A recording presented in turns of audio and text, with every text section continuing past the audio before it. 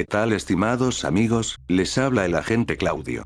A pesar de que el coronavirus ha dado una suerte de descanso en la guerra civil de baja intensidad que estábamos viviendo, tenemos que estar conscientes de que luego que este tema sanitario se dé por superado, los agentes subversivos que nos tuvieron viviendo 5 meses de terror desde octubre del 2019, retomarán sus intentos de destruir Chile y cumplir sus estúpidos anhelos y fantasías de mamerto zurdo que no dejan vivir en paz al resto de personas normales. Por eso me he puesto manos a la obra para aprovechar estos días de cuarentena y exponer en este video el origen y características del movimiento Antifa, o mejor conocidos en estos últimos meses en Chile como la primera línea. Así es, primera línea y Antifa son lo mismo, y en este video veremos por qué. Primero me gustaría mandar un afectuoso saludo a Sebastián Izquierdo, a la vanguardia y a Capitalismo Revolucionario, esperando que se encuentren bien y preparándose para volver a las calles a combatir a las hordas de antifas chilenos pasados a pasta base. Sin más, comencemos. Los orígenes del movimiento Antifa se remontan al año 1932 en Alemania.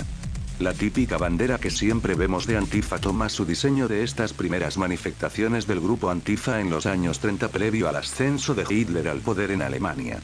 Los Antifa originales de Alemania eran el brazo paramilitar oficial del Partido Comunista Alemán, o mejor conocido como el KPD.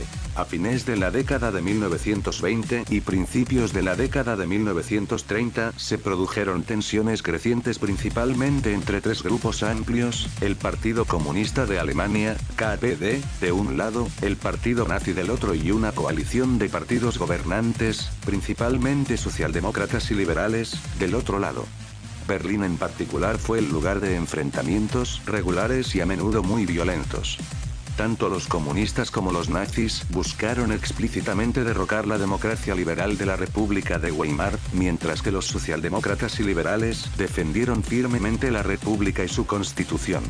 Como parte de esta lucha, las tres facciones organizaron sus propios grupos paramilitares. Bajo el liderazgo de Ernst Thälmann, el Partido Comunista Alemán se convirtió en un partido estalinista, que era ferozmente leal al gobierno soviético, y desde 1928 el Partido Comunista Alemán fue controlado y financiado en gran parte por el gobierno soviético a través de la Tercera Internacional Comunista.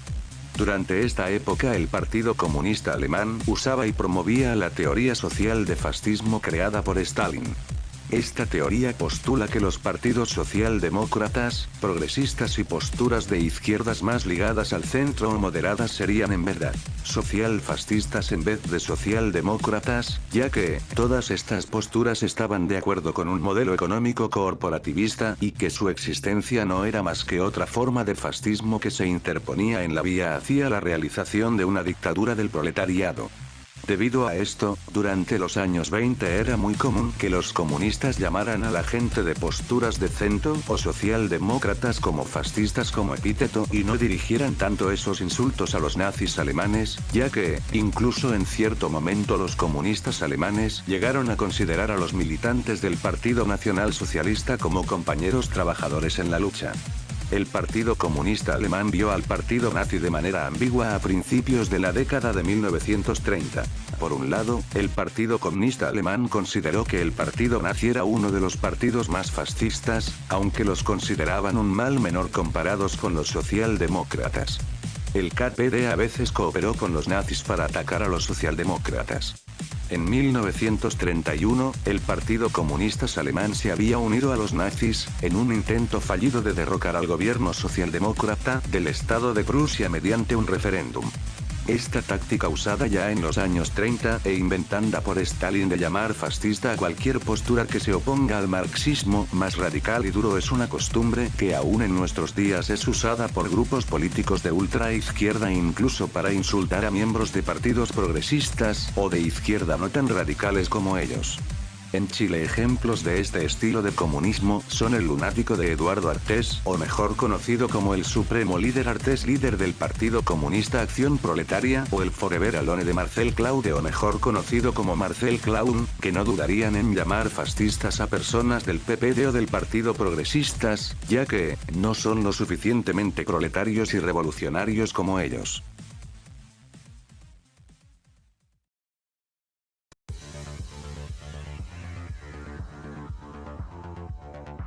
Las primeras manifestaciones de grupos de choque izquierdistas en Alemania, que darían origen en 1932 a Antifa, se remontan al año 1924.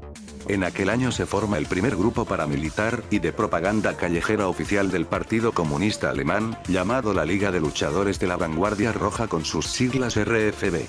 En 1929, los socialdemócratas gobernantes prohibieron a este grupo al considerarlo como extremista, luego de que las manifestaciones se intensificaran el 1 de mayo en Berlín. 33 personas murieron y muchas resultaron heridas en los enfrentamientos entre la policía y los manifestantes. El 1 de mayo de 1929 fue el día de mayo más sangriento en la historia alemana. Este periodo histórico se puede apreciar muy bien en la serie alemana Berlin Babylon, que retrata este periodo histórico de la política alemana. En esta escena podemos ver cómo los comunistas gritan y protestan afuera de un cuartel policial por la muerte de sus militantes en enfrentamientos violentos en las calles, gritándole a los policías: asesinos, asesinos, asesinos. ¿Les suena familiar esta táctica?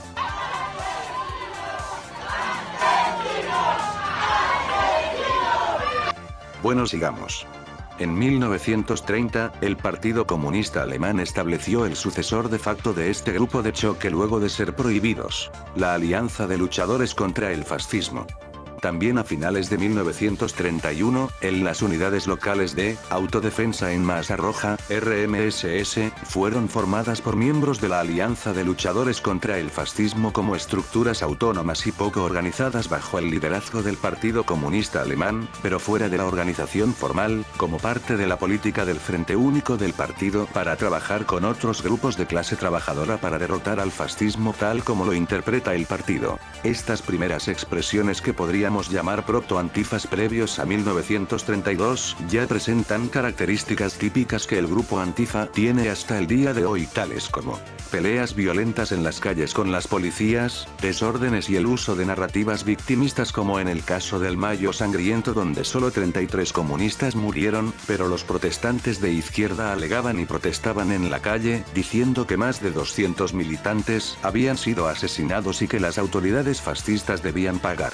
También el concepto de autodefensas barriales y populares nace en estos años, táctica muy usada por los grupos antifas chilenos hoy en día para lavarles el cerebro a jóvenes de barrios conflictivos, haciéndolos creer que son parte de una gran familia que combate el malvado fascismo en sus barrios.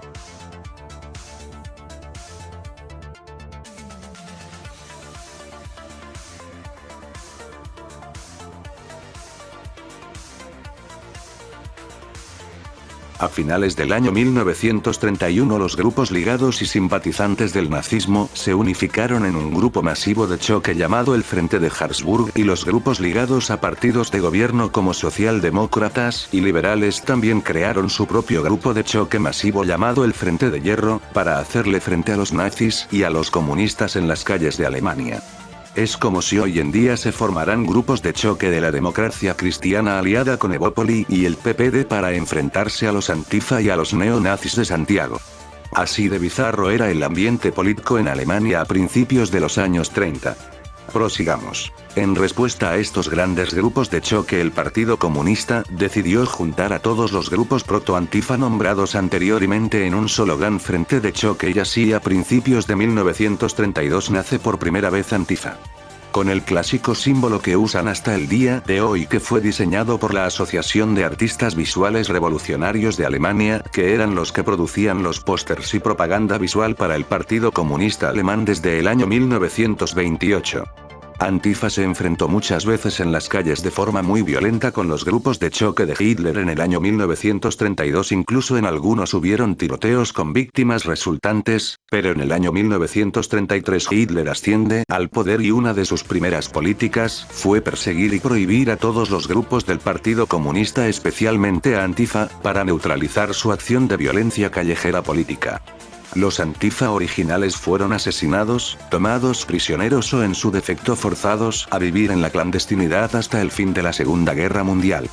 Como anécdota, luego de la derrota de los nazis en la Segunda Guerra Mundial, muchos Antifas sobrevivientes se convirtieron en el brazo armado y de persecución política oficial del gobierno comunista de la República Democrática de Alemania Oriental.